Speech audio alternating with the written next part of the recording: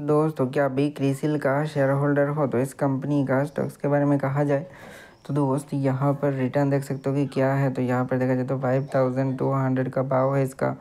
And CRISIL का stocks के बारे में कहा जाए तो 5 डेज़ का रिटर्न एंड 1 मंथ का भी रिटर्न देख सकते हो कि कैसा है। तो देखा जाए दोस्तों तो ऑलमोस्ट 15% का ही रिटर्न दिख रहा है स्टॉक्स में देखा। तो यहाँ पर देखा जाए दोस्त तो स्टॉक्स ने अच्छा खासा ही रिटर्न जनरेट करके रखा है। इसका कहा जाए तो 1 ईयर्स का, 5 ईयर्स का या फिर बाकी के रिटर्न भी देख सकते हो कि कैसा है। तो दोस्त क्या आप भी क्रिसिल का ही शेयर होल्डर हो या फिर कोई अनदर स्टॉक्स का कमेंट करना ज़रूर।